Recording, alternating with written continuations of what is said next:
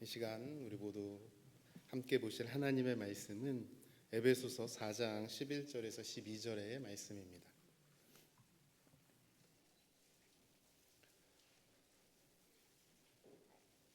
에베소서 4장 11절에서 12절의 말씀 우리 천천히 한 목소리로 함께 읽으시겠습니다.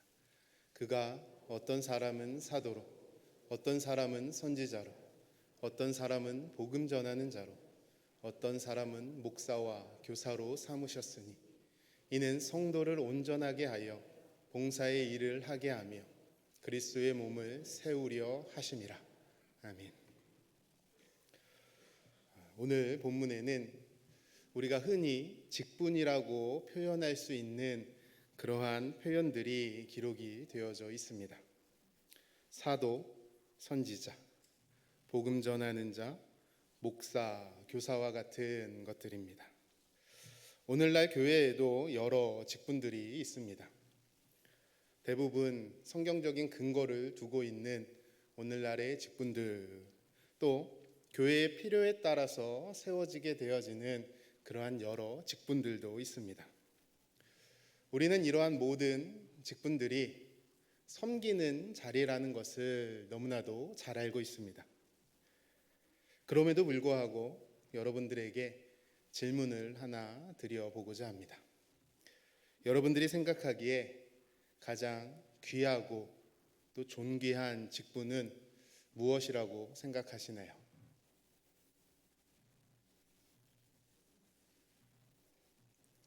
방금 말씀드렸던 것처럼 우리는 직분이 어떠한 것인지를 너무나도 잘 알고 있습니다. 그래서 직분에는 어떠한 계급적인 요소나 차등 또 차별이 없다라는 것 또한 잘 알고 있습니다. 그런데 제가 왜 이런 질문을 드리는지 혹시 이해가 되시나요? 왜냐하면 우리가 직분에는 그 어떠한 등급도 없다라는 것을 너무나도 잘 알고 있지만 때로는 직분에 따라서 더 좋은 직분 혹은 더 높은 직분이 있다라고 생각하는 경우들이 있기 때문입니다. 이것을 생각하면서 마치 국회의원들의 모습이 떠올랐습니다. 선거 때가 되면 모든 국회의원들이 그런 것은 아니지만 선거 때가 되면 가장 낮은 자리에서 자신은 이름도 없이 빚도 없이 나라와 국민을 위해 일하겠다라고 이야기하지만 막상 당선이 되어지면 가장 높은 곳에서 국민들은 생각하지 않고 오직 자신의 권력만을 주장하며 그렇게 살아가고 있는 국회의원들의 모습, 어쩌면 교회의 직분을 이야기할 때 그러한 모습이 오늘날 우리의 모습 가운데 있지는 않나라는 생각을 하게 된 것입니다. 이번 다가오는 주일에는 새가족 수료식이 있습니다. 여러분 또 한 번 질문을 해보도록 하겠습니다. 이건 대답을 해보셔도 좋을 것 같습니다. 여러분 올해 우리 교회에 등록하신 새가족분이 총 몇 분인지 아시나요? 교회에 이렇게 관심들이 없어서야.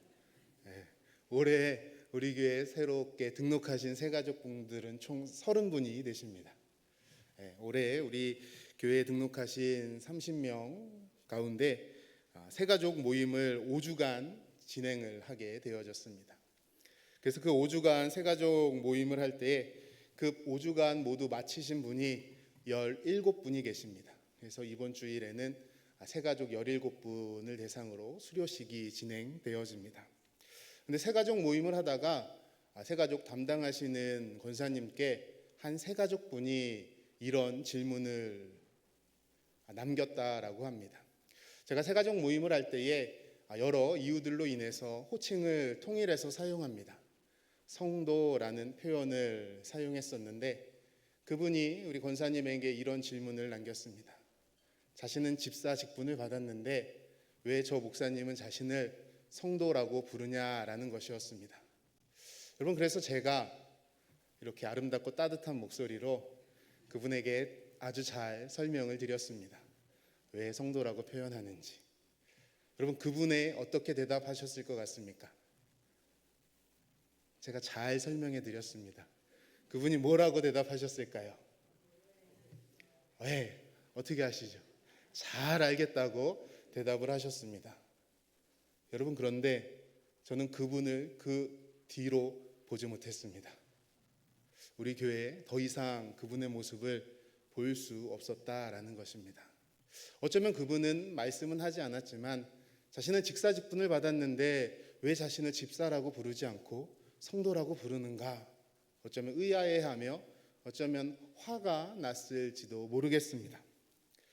여러분, 이처럼 우리에게 주어진 직분은 매우 중요하고 또한 소중한 것 같습니다. 서리집사, 안수집사, 장로, 또 권사, 오늘 본문에 기록된 사도, 선지자, 복음 전하는 자, 목사, 교사와 같은 이러한 직분들 말입니다. 이처럼 우리가 생각하기에 너무나도 중요하게 생각하는 이 직분에 대해서 오늘 본문을 통해서 그렇다면 진짜 정말로 가장 귀하고 존귀한 직분이 무엇인가를 이 시간 한번 함께 살펴보고 또 함께 은혜를 나누고자 합니다. 여러분, 결론부터 말씀드리자면 오늘 본문이 말하고 있는 가장 존귀하고 또 가장 소중한 직분은 바로 성도라는 직분입니다. 여러분, 성도라는 그것이 직분인가 하는 생각이 드실지도 모르겠습니다. 오늘 본문을 묵상하면서 저는 가장 귀하고 중요한 직분이 성도라는 것을 깨닫게 되었습니다. 그렇다면 제가 왜 성도가 가장 귀한 직분인가, 그것을 어떻게 깨닫게 되었는지를 오늘 본문을 통해서 한번 같이 살펴보고자 합니다. 에베소서 4장은 우리 모두가 예수 그리스도 안에서 하나가 되어졌음을 말하고 있습니다. 강조하고 있습니다. 주님이 우리를 하나로 묶어주셨다라는 것입니다. 그리고 하나님께서 묶어주신 그 하나됨을 너희들은 이제 힘써 지켜야 한다라고 말씀하고 있습니다. 우리를 하나로 묶어주시고 그것을 힘써 지켜야 한다는 명령 앞에서 이제 실제적으로 우리가 무엇을 해야 하는지가 오늘 본문에 기록이 되어져 있는 것입니다. 하나님께서는 그 일을 위해서 어떤 사람은 사도로 부르시고 어떤 사람은 선지자로 부르시고 어떤 사람은 복음 전하는 자로 또 어떤 사람은 목사와 교사로 세우셨다라고 표현하고 있습니다. 오늘 본문 7절에서 말하고 있는 선물은 각 사람들에게 주신 은혜, 바로 오늘 우리가 함께 읽은 그 본문을 통해서 우리에게 주신 은혜, 그 선물이 무엇인지를 우리는 알 수 있는 것입니다. 그렇게 이렇게 정리해 볼 수 있습니다. 예수님의 선물로 우리는 사도가 되어졌고 또 선지자가 되어졌고 복음 전하는 자가 되며 목사와 교사가 되어졌다라는 것입니다. 여러분, 그렇게 언뜻 보면 사도가 중요한 것 아닌가, 복음 전하는 자가 중요한 것 아닌가, 혹은 목사와 교사가 더 중요한 것 아닌가라는 생각을 하게 되어집니다. 여러분, 하지만 오늘 본문 11절의 핵심은 사도와 선지자, 복음 전하는 자, 목사, 교사가 아니라는 사실입니다. 여러분, 만약에 이것이 정말 그렇게 중요하다라고 한다면 하나님께서 특별한 사람들을 특별히 구별해서 사도로 세웠다라고 표현했어야만 했을 것입니다. 그런데 오늘 본문을 보시면 그들을 어떻게 표현하고 있습니까? 그냥 어떤 사람으로 표현하고 있습니다. 그냥 어떤 사람은 사도로 세우고 또 어떤 사람은 그에 맞는 복음 전하는 자로, 그때에 필요한 복음 전하는 자로 세웠다라는 것입니다. 그렇기 때문에 그 사람이 누구인지를 중요하게 표현하고 있는 것이 아니라는 사실입니다. 그리스도의 은혜로 말미암아 어떤 이들은 사도의 역할을 하고 어떤 이들은 복음 전하는 역할을 했다라는 사실을 말씀하고 있는 것입니다. 그런데 이제 진짜 중요한 내용이 이어지고 있습니다. 그렇다면 하나님께서 왜 이들을 세웠는가 하는 것입니다. 이들을 통해서 하나님은 성도를 세우시기를 원하고 있다는 것을 오늘 본문은 말씀하고 있습니다. 그러니까 다시 말씀드리자면 먼저 부름받은 자들을 통해서 하나님은 하나님의 사람들을 온전히 세워 하나님의 교회를 아름답게 만들기를 원하고 계시다라는 사실입니다. 그렇게 에베소서를 보면 교회는 특별한 한두 명으로 세워지는 곳이 아님을 알 수 있습니다. 앞서 살펴본 것처럼 각 사람들을 하나로 묶어주신 하나님의 놀라운 섭리 속에서 각 사람들이 자신에게 주어진 역할과 사명을 감당하게 될 때 비로소 아름다운 교회가 만들어진다는 것입니다. 그렇게 이 일이 바로 성도에게 주어졌다라고 오늘 본문은 말씀하고 있습니다. 여러분, 이처럼 교회를 세우는 일이 성도에게 주어졌기에 성도야말로 가장 귀하고 또한 존귀한 직분이라고 할 수 있을 것 같습니다. 교회를 세우는 성도가 가장 귀한 직분이기에, 그렇다면 그 가장 귀한 직분을 감당하기 위해서 가장 먼저 또한 해야 할 것이 무엇인지 오늘 본문은 말씀하고 있습니다. 그것은 바로 온전해지는 것입니다. 여러분, 그렇게 성도인 우리는 온전함을 향하여 나아가야 합니다.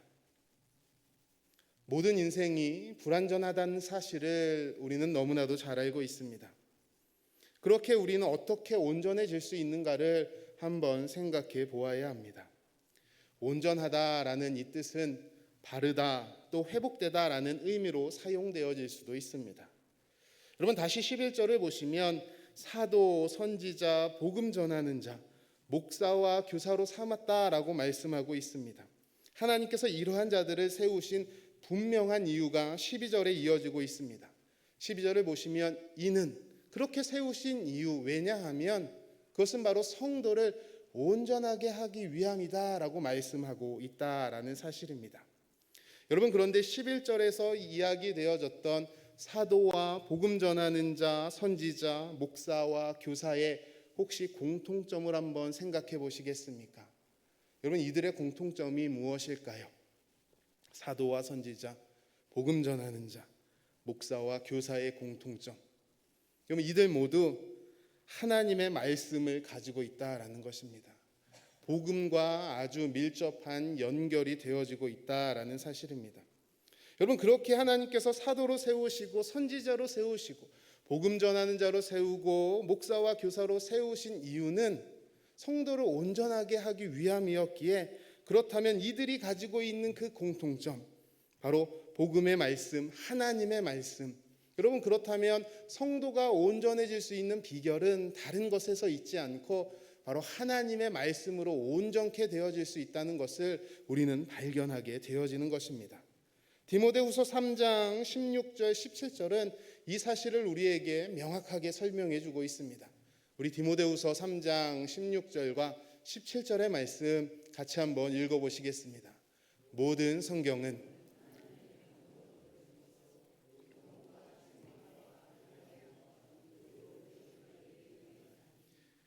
이는 하나님의 사람으로 온전하게 하며 모든 선한 일을 행할 능력을 갖추게 하려 함이라. 여러분, 모든 성경은 하나님의 감동으로 우리를 교훈하고 책망하고 바르게 하고 의로 교육하기에 유익하다라고 이야기하고 있습니다. 하나님의 말씀이 그렇게 유익한 이유가 무엇입니까? 그것은 바로 하나님의 사람으로 온전케 한다라는 것입니다. 여러분, 결국 우리가 온전케 되어질 수 있는 그 비결은 여러분, 우리가 노력하거나 어떠한 수련을 통해서 우리가 금식하고 무엇인가를 행함으로 인해서 업적으로 얻어낼 수 있는 것이 아니라는 사실입니다. 하나님의 말씀으로 우리는 그 말씀을 교훈 삼고 그 말씀으로 훈련되어지고 그 말씀으로 살아갈 때에 우리는 비로소 온전한 자가 되어진다라는 사실입니다. 그렇게 성경은 우리에게 하나님의 말씀으로 책망을 받아라라고 말씀하고 있습니다. 하나님의 말씀으로 교육되어져야 한다라고 말씀하는 것입니다. 그때 우리가 온전해지기 때문입니다. 하나님의 말씀으로 온전하게 된 성도가 비로소 봉사의 일을 하게 되어져야 합니다. 할 수 있는 것입니다. 하나님의 은혜를 받은 자가 교회를 세울 수 있기 때문입니다. 여러분, 그렇게 거꾸로 생각해 보면 봉사의 일을 하는 자는 진정한 성도라는 사실입니다. 우리는 그냥 교회 나오면 성도가 되어졌다라고 하지만 여러분, 성경적으로 오늘 본문을 근거로 해서 본다면 여러분, 하나님의 말씀으로 온전케 되어진 자가 성도이며 하나님의 말씀으로 온전케 되어져서 봉사하는 자가 진짜 성도가 되어진다라는 것입니다. 우리를 온전하게 하신 그 이유가 바로 오늘 본문은 봉사의 일을 하게 하기 위함이다라고 말씀하고 있기 때문입니다. 여러분, 생각해 보면 모든 인생들은 다 일을 하며 살아가게 되어집니다. 어떤 혹자는 죄의 결과로 인해서 우리에게 일이 주어졌다라고 말씀하는 분도 계시는 것 같습니다. 심판의 그 결과, 징벌적인 차원에서 일을 하지 아니하면 안 된다라는 것이지요. 창세기 3장 17절은 이렇게 기록이 되어져 있습니다. 아담에게 이르되 내가 내 아내의 말을 듣고 내가 너더러 먹지 말라 한 나무 실과를 먹었은즉 땅은 너로 인하여 저주를 받고 너는 종신토록 수고하여야 그 소산을 먹으리라. 범죄한 이후에 하나님은 분명 종신토록 수고해서 소산을 얻게 되어진다라고 말씀하고 있습니다. 여러분, 그런데 하나님은 아담을 창조하신 이후에, 즉 죄를 범하기 그 이전에 이미 아담에게 일을 주셨습니다. 창세기 2장 15절에 여호와 하나님이 그 사람을 이끌어 에덴 동산에 두사 그것을 다스리며 지키게 하셨다라는 것입니다. 범죄하기 이전에도 이미 하나님은 아담에게 그것을 지키며 다스리며 관리할 일을 허락하셨다라는 사실입니다. 여러분, 이제 우리가 그리스도 안에서 진정한 하나님의 사람들이 되어졌다면 우리는 아담에게 처음에 말씀하셨던 그 말씀처럼 오늘 우리를 통하여서 하시고자 하는 그 하나님의 일을 감당하며 회복하며 살아가야 한다라는 것입니다. 그것을 오늘 본문에서는 봉사의 일이라고 말하고 있습니다. 교회를 위해서 봉사하는 일, 교회를 위해서 헌신하는 그 일, 그것은 바로 하나님의 사람인 성도들이 반드시 해야 할 일이라는 사실입니다. 여러분, 그래서 일이라는 것을 한번 생각해 보면 5가지로 정리해 볼 수 있을 것 같습니다. 첫 번째는 꼭 해야만 하는 일들이 있습니다. 안 해서는 안 되는 일이 있다라는 것입니다. 두 번째는 하면 좋은 일이 있습니다. 하면 나에게 유익이 되어지는 그러한 일이 있다라는 것입니다.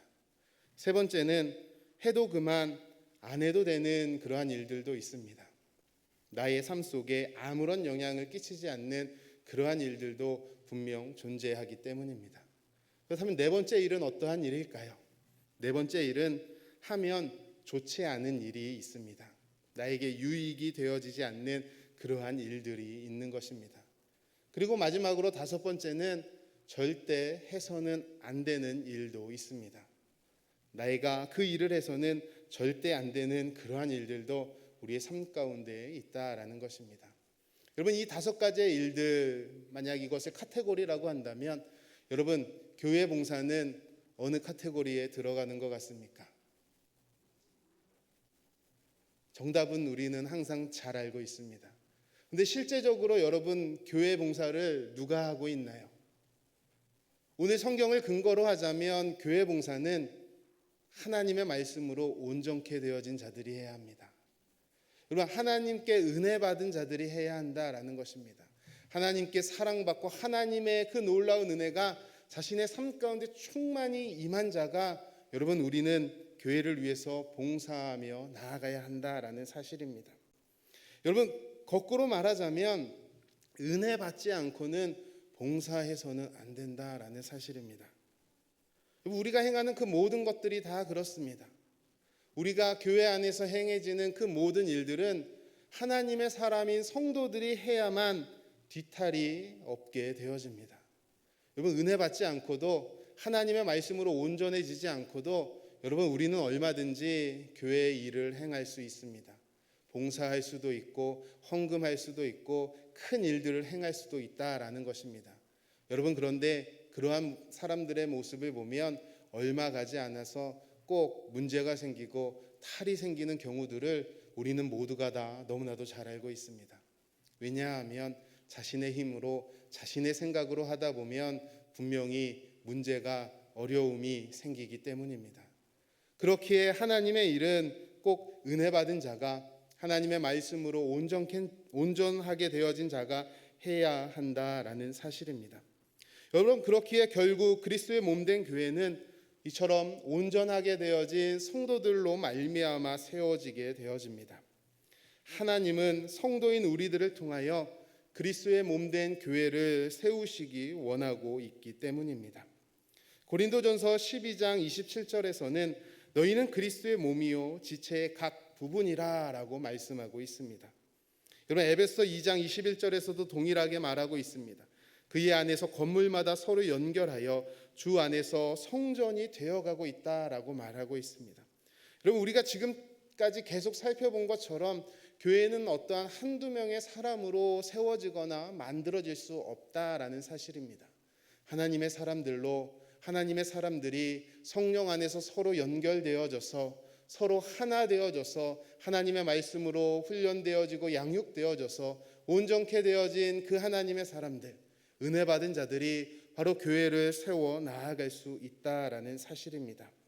여러분, 그렇게 교회가 교회다워지기 위해서 성도는 온전하게 되어져야 합니다.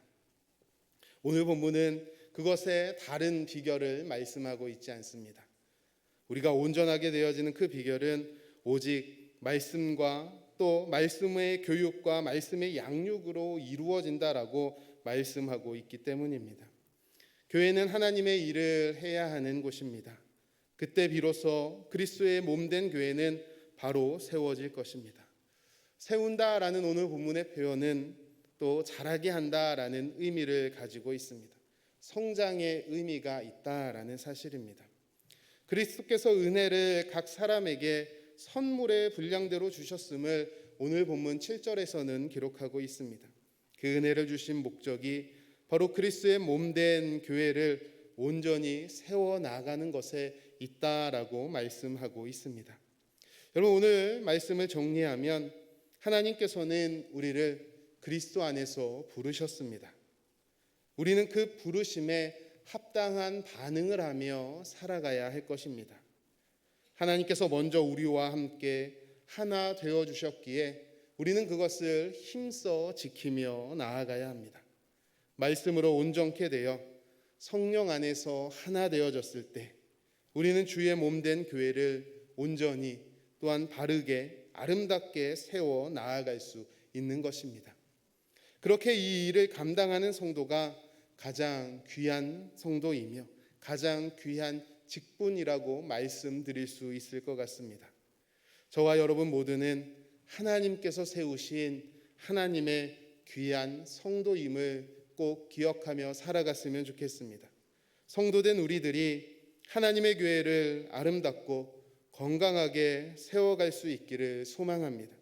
우리를 통해 하나님의 교회가 아름답게 세워지고 또 만들어지길 기도하며 우리 북문교회가 그러한 교회가 되기를 주님의 이름으로 축복합니다. 기도하도록 하겠습니다.